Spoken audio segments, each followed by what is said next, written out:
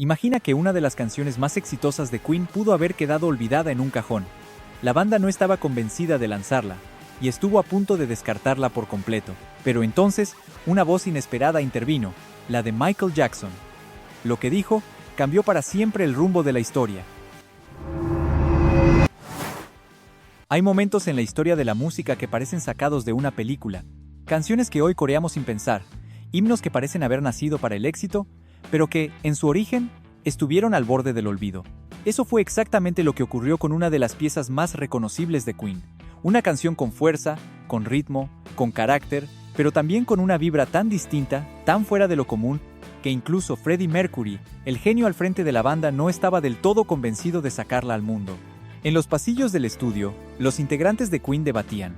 Sabían que habían creado algo diferente, algo que no se parecía a nada de lo que habían hecho antes. Pero ese algo también generaba dudas. ¿Era demasiado arriesgado? ¿Se desviarían demasiado de su esencia? La canción quedó ahí, grabada pero sin un rumbo claro. Estaba a punto de ser enterrada en la lista de temas no elegidos, condenada a ser solo una rareza en sus archivos. Y es aquí donde el destino hizo una jugada inesperada, porque mientras Queen se debatía entre lanzarla o no, una figura observaba desde las sombras del público. Un joven artista que por aquel entonces ya comenzaba a revolucionar el mundo con su estilo único. Michael Jackson. Él la escuchó, y cuando la escuchó, supo algo que nadie más parecía ver con claridad. Para él no había espacio para la duda. Esa canción debía salir, iba a ser un éxito, y se los dijo con la seguridad de quien entiende el pulso del mundo antes que los demás. Nadie imaginaba que aquella frase, dicho en el momento justo, cambiaría por completo el destino de una canción, y con ello, también el de la banda. Si quieres descubrir más historias ocultas detrás de los grandes éxitos que casi no existieron, suscríbete y activa la campana. La canción existía, estaba grabada, tenía forma, tenía ritmo, y lo más importante, tenía algo que no se podía explicar del todo. Pero precisamente por eso, por ese algo tan indefinido, los miembros de Queen no sabían qué hacer con ella. Desde el primer momento, sintieron que era distinta, demasiado distinta. No tenía la estructura progresiva que solían usar, ni los arreglos complejos que los habían hecho famosos. No había coros épicos ni solos de guitarra descomunales. Era simple, directa, con una base de bajo que parecía sacada de una pista de discoteca en lugar de un estadio de rock. Y eso, para una banda como Queen, representaba un dilema. Brian May fue el primero en levantar la ceja. Su guitarra, su voz musical, apenas aparecía en el tema. Él siempre había sido el encargado de darle a las canciones ese filo rockero que tanto los definía, pero esta vez parecía como si el bajo lo hubiera empujado hacia un rincón. Le gustaba el ritmo, sí, pero no terminaba de sentir lo suyo. Algo le faltaba, algo que lo conectara con la esencia de la banda. Roger Taylor también estaba incómodo. No con la batería el groove era sólido, sino con la dirección general del tema. Sonaba a otra cosa, sonaba a disco. Y para un grupo que siempre había defendido su autenticidad, abrazar un género tan vinculado a las tendencias comerciales de la época era un paso que no todos querían dar. Temían que el público lo viera como una concesión, como una traición a su identidad. Y luego estaba Freddie. Freddie Mercury disfrutaba cantándola. Era un tema ligero, contagioso, con espacio para su teatralidad vocal.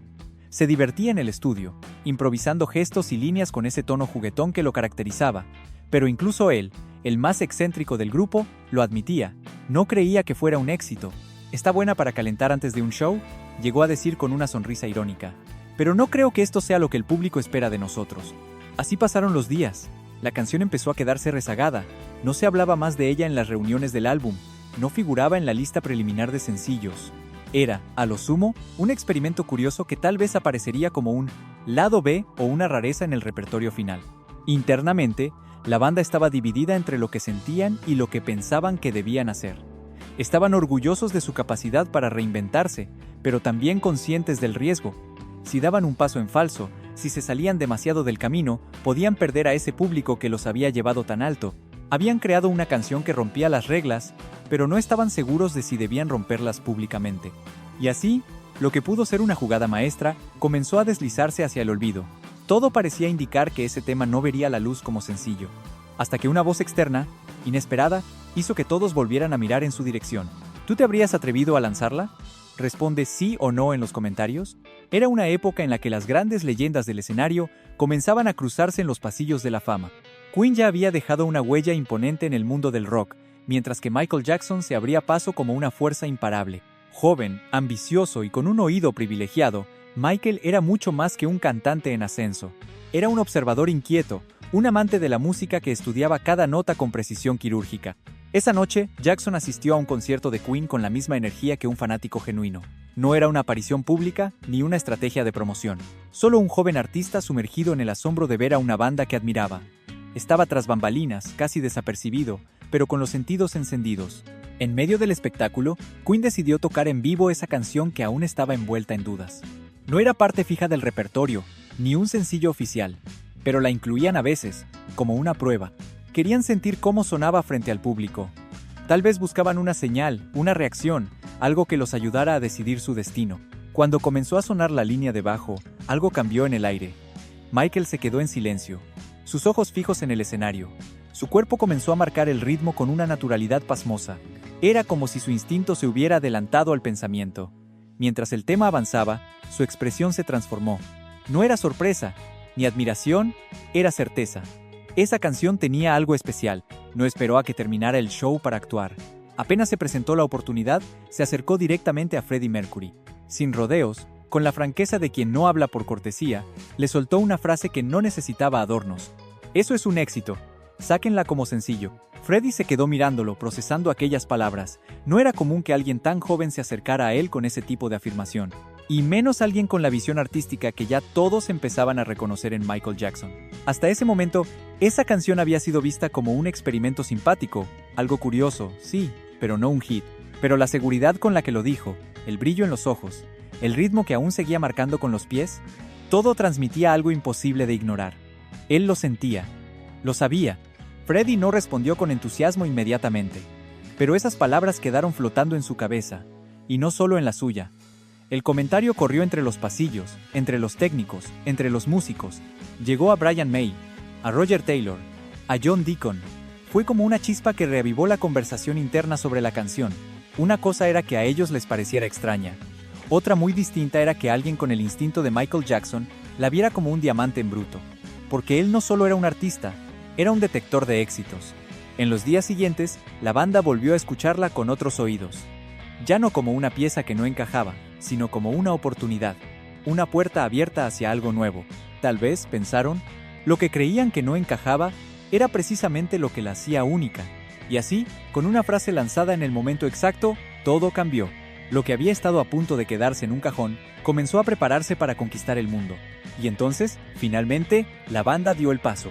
Después de semanas de conversaciones internas, de inseguridades artísticas, de dudas sobre su autenticidad y sobre cómo el público reaccionaría, Queen decidió lanzar aquella canción que había dividido opiniones dentro del grupo.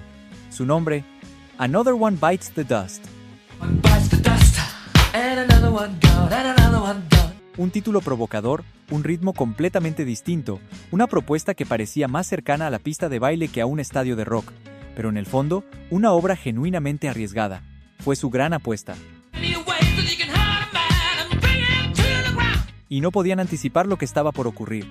Una vez puesta en circulación, la canción se convirtió en un torbellino. Pocas veces en la historia de la música una pieza ha cruzado tantas fronteras culturales, musicales y sociales en tan poco tiempo.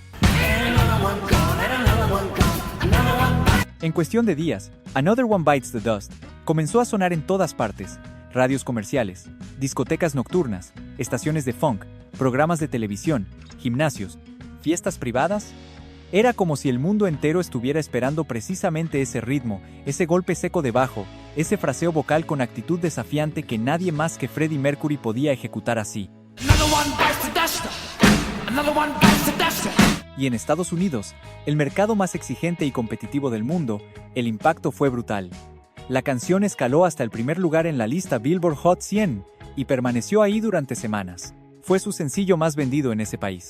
Queen, que ya era una banda reconocida, pasó a convertirse en un fenómeno transversal.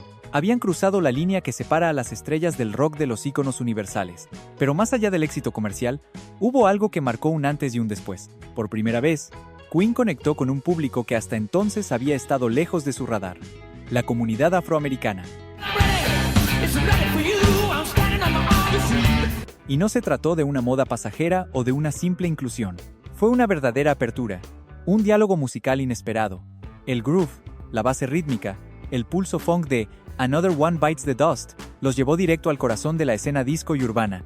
Canciones que hablaban desde otro lenguaje comenzaron a compartir espacio con ellos. Artistas que nunca los habían considerado parte de su mundo empezaron a mencionarlos como influencia. De pronto, Queen no era solo una banda de rock británica, era una agrupación capaz de romper moldes, de mover cuerpos en la pista y de agitar mentes en los suburbios. Su música comenzó a cruzar generaciones, colores de piel, estilos de vida. Se transformaron en un puente entre géneros, en una especie de fenómeno cultural. Y lo más impresionante, todo esto nació de una canción que estuvo a punto de ser descartada. Another One Bites the Dust se convirtió en la prueba viviente de que la intuición, cuando se combina con valentía, puede cambiar el curso de una carrera. Aquello que parecía demasiado diferente, demasiado raro o poco Queen, terminó siendo lo que los impulsó a conquistar nuevos territorios creativos. La banda, lejos de encerrarse en su zona de confort, entendió que el crecimiento verdadero nace del riesgo. El comentario de Michael Jackson no solo los hizo cambiar de opinión, los empujó a mirar más allá de sus propios prejuicios musicales. Y ese pequeño empujón marcó la diferencia. Desde entonces, Another One Bites the Dust no es solo una canción exitosa, es un símbolo de transformación, de riesgo, de intuición artística, de cómo un tema que parecía no encajar con la identidad de una banda, terminó definiéndose. Si historias como esta te inspiran a ver el arte, la música y la vida con nuevos oídos, suscríbete y acompáñanos en cada giro inesperado detrás de las grandes leyendas. A veces creemos que las decisiones importantes en la vida se toman con seguridad absoluta. Pensamos que los grandes momentos llegan acompañados de certezas, de aplausos inmediatos, de intuiciones que no dejan lugar a dudas. Pero la realidad es muy distinta. Las decisiones que cambian el rumbo de una carrera, o incluso de una vida, muchas veces están cubiertas de miedo, de contradicción y de silencios incómodos. Y así fue como Queen estuvo a punto de enterrar una de sus canciones más icónicas. Another One Bites the Dust era rara, demasiado diferente, demasiado funky, demasiado atrevida para una banda de rock que venía de llenar estadios con solos de guitarra y himnos épicos. No se parecía a We Will Rock You, no tenía la épica de Bohemian Rhapsody. Era un beat crudo, un bajo insistente, un fraseo casi hablado, y dentro del grupo, las dudas crecían. ¿Y si el público no la entendía? ¿Y si tiraba abajo todo lo que habían construido? Freddie Mercury la encontraba divertida. Sí, pero también tenía miedo de que se volviera irrelevante, o peor aún, ridícula. Y justo en ese punto de indecisión, aparece una figura que no estaba en el estudio, pero que sí estaba en sintonía con lo que el futuro pedía. Michael Jackson no necesitó ver el detrás de cámaras, ni analizar los acordes, ni saber quién compuso la base rítmica. Solo necesitó sentir, escucharla una sola vez, en vivo, para entender lo que los propios miembros de Queen no podían ver desde dentro. Porque a veces, cuando uno está demasiado cerca de su creación, pierde la perspectiva. Michael vio el impacto, sintió el potencial, entendió que no se trataba de una simple canción, se trataba de una puerta a un nuevo público, a nuevas formas de sonar, a una expansión real de identidad artística. Y dijo lo que pocos se atreven a decir en voz alta frente a artistas consagrados. Eso es un éxito, sáquenla como sencillo. Eso va a funcionar. Y lo más sorprendente de todo no fue solo su claridad, sino el hecho de que Queen escuchó. Escuchó de verdad, no con arrogancia, ni con desdén, ni con el típico "nosotros ya sabemos lo que hacemos". Escucharon como se escucha algo valioso, con atención, con respeto, con apertura. Y esa apertura lo cambió todo. Porque Another One Bites the Dust no solo fue lanzada, fue un fenómeno, fue número 1 en Estados Unidos, fue un punto de inflexión. La canción que los conectó con audiencias afroamericanas, con la cultura disco, con el ritmo urbano de una época que estaba pidiendo algo nuevo. Queen no solo conquistó un nuevo territorio musical, conquistó un nuevo nivel de relevancia. Y eso ocurrió gracias a una canción que casi se queda guardada en un cajón. Y ahí está la lección más profunda de esta historia. A veces, una sola voz externa puede empujarnos a ver lo que nosotros no estamos dispuestos a reconocer. A veces, estamos tan llenos de dudas, de filtros, de inseguridades disfrazadas de perfección, que no somos capaces de ver el oro que tenemos entre manos. Y en esos momentos, lo único que necesitamos, lo único verdaderamente transformador, es escuchar. Escuchar al otro. A esa persona que nos ve desde afuera, sin la presión que nos nubla a nosotros. A esa persona que no duda en decir lo que nosotros necesitamos oír, aunque no estemos listos, porque la verdadera grandeza no está solo en crear, está también en saber cuándo detenerse y abrirse. Queen ya era una leyenda, pero se volvió inmortal cuando entendió que el arte también se construye escuchando. Si esta historia te sorprendió, espera a descubrir cómo una canción que fue rechazada por todos terminó salvando una carrera entera. Haz clic y sigue con la historia.